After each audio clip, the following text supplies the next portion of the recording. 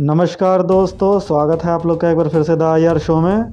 तो दोस्तों फाइनली अब भारत की जो फर्स्ट इंडियन मेड आप कह सकते हैं जो वैक्सीन है कोरोना के लिए, जिसको आप कोवैक्सीन के नाम से जानते हैं, जिसको भारत बायोटेक द्वारा डेवलप किया गया था, उसको फाइनली जो है डब्ल्यूएचओ की अप्रूवल मिल चुकी है और इसको उन दवाइयों की लिस्टिंग में शामिल कर लिया गया है जिनको इमरजेंसी यूज़ के लिए अप्रूवल डब्ल्यूएचओ की तरफ से दी गई है। तो एक बहुत बड़ी अचीवमेंट है भारत के लिए, क्योंकि दोस्तों इससे भारत की जो एक सॉफ्ट पावर है वही डेवलप होगी और अगर भारत अपने आप को ग्लोबल लीडर बनाना चाहता है तो उसमें ये सब जो कदम होते हैं वो आगे चल के मील का पत्थर साबित होते हैं। जैसा कि आप यहाँ देख ही सकते हैं, Diwali gift for India, Bharat biotech Covaxin gets WHO approval. तो अब डब्ल्यूएचओ के साथ काफ़ी लंबे अरसे से भारत इस चीज़ को लेकर बातचीत कर रहा था कि आप हमारी जो भारत बायोटेक की जो बनाई गई जो दवा है कोवैक्सीन,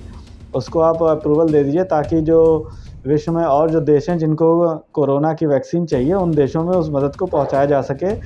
तो अब काफ़ी लंबे समय के बाद हाँ और नहीं के बीच में लटकने के बाद अब फाइनली डब्ल्यूएचओ ने अप्रूवल दी है, जिसका आप यहाँ ट्वीट भी देख सकते हैं कि इन्होंने इसको जो इमरजेंसी यूज़ के लिए जो लिस्टिंग्स है जिसको EUL कहा जा रहा है उसमें इन्होंने भारत बायोटेक की वैक्सीन को शामिल कर लिया है। इसी के बाद जो है वो भारत बायोटेक का भी ट्वीट आया जहां इन्होंने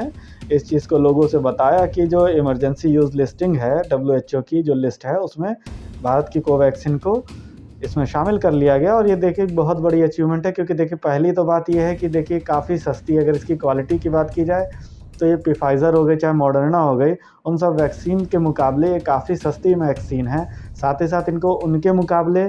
जो स्टोरेज है, यानी जो आपको फ्रीजिंग पॉइंट जो एक चाहिए होता है, वो इनका ऐसा है कि इनको आराम से जो है वो स्टोर किया जा सकता है, यानी स्टोरिंग में भी इनके कोई बहुत ज़्यादा प्रॉब्लम नहीं आने वाली है। अगर इसकी एफिकेसी की बात की जाए तो 90% से ऊपर की एफिकेसी भारत बायोटेक द्वारा इसकी बताई गई है और मॉडर्ना और फाइज़र की भी जो एफिकेसी है वो 95% के अराउंड में है। लेकिन दोस्तों सबसे अच्छी बात जो इसके साथ यही है कि एक तो देखिए इसकी कॉस्ट काफ़ी कम है, दूसरी बात यह है कि इसको स्टोर करने में इतनी परेशानी नहीं होती है जितनी परेशानी मॉडर्ना और फाइज़र के केस में है, जहाँ पे आपको काफ़ी ज़्यादा सोफिस्टिकेटेड और मॉडर्न फ्रीज़र चाहिए होते हैं जो कि इसको काफ़ी समय के लिए फ्रीज़ करके रख सके। लेकिन ये सारी कंडीशंस आपकी कोवैक्सीन के केस में लागू नहीं होती है। और तीसरा देखिए सबसे बड़ा कारण ये है कि देखिए भारत के बहुत से नागरिक जो कि ट्रैवल कर रहे हैं, इंटरनेशनल ट्रैवल, तो कोवैक्सीन को डब्ल्यूएचओ की तरफ से अप्रूवल ना मिलने की वजह से उन सारे जो ट्रैवलर्स हैं, जो भारतीय नागरिक हैं, उनको दूसरे देशों में जाने में काफ़ी ज़्यादा दिक्कतें आ रही थी। तो अब इसके बाद जो है वो जिन देशों में जाना चाह रहे हैं उन देशों के द्वारा भी अब इसको अपनी अप्रूव्ड लिस्टिंग में शामिल कर लिया जाएगा कोवैक्सीन को, जिसके बाद जो हमारे भारतीय हैं उनको कई देशों में आने जाने में अब कोई समस्या नहीं होगी। क्योंकि आपको मालूम ही होगा कुछ दिन समय पहले यूरोपियन यूनियन और ब्रिटेन के साथ भारत का इसी चीज़ को लेके काफ़ी मतभेद हुआ था। हालांकि भारत ने उस मुद्दे को काफ़ी डिप्लोमेटिक तरीके से सॉल्व कर लिया था। इसके बाद जो प्रधानमंत्री नरेंद्र मोदी हैं उनकी एक तस्वीर जो कि आप इस समय स्क्रीन पे देख रहे हैं, डब्ल्यूएचओ के जो डायरेक्टर हैं उनके साथ है और इनकी ये जो फ़ोटो है काफ़ी वायरल हो रही थी और माना ये जा रहा था कि भारत ने कहीं ना कहीं इससे दबाव बनाने की कोशिश की। लेकिन दोस्तों ऐसा नहीं, क्योंकि डब्ल्यूएचओ ने जब अपनी अप्रूवल दी है तो उसने उसके साथ में जो भी रिलेटेड जो डॉक्यूमेंट हैं, साथ ही साथ जो फाइलें हैं, उनको भी इशू किया है कि बाकायदा पूरी जाँच पड़ताल के बाद ही जो है वो भारत की जो वैक्सीन है उसको अच्छे से देखने के बाद, परखने के बाद ही इसको अप्रूवल दिया गया है। और इसके पीछे देखिए सबसे बड़ा कारण ये बताया जा रहा है कि भारत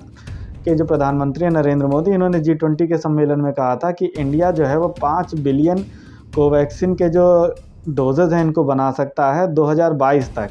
तो अब देखिए, अब अगर इसको बना सकता है 2022 तक तो सोचिए बहुत बड़ी बात है, क्योंकि 500 करोड़ की यहाँ बात हो रही है। और अगर 2022 तक बना सकता है तो आप सोचिए कितने ज़्यादा देशों को कोरोना वैक्सीन की दवा मिल सकती है आसानी से। तो कहीं ना कहीं भारत की इन सब दलीलों को कंसिडर किया डब्ल्यूएचओ ने और तमाम ट्रायल्स और तमाम चीज़ों से गुजरने के बाद ही डब्ल्यूएचओ ने इस चीज़ को अप्रूवल दिया। तो इसलिए इसमें कोई इस तरीके से ना सोचे कि भारत की वजह से इसको मिल गया, बल्कि भारत ने इसके पीछे मेहनत भी की है।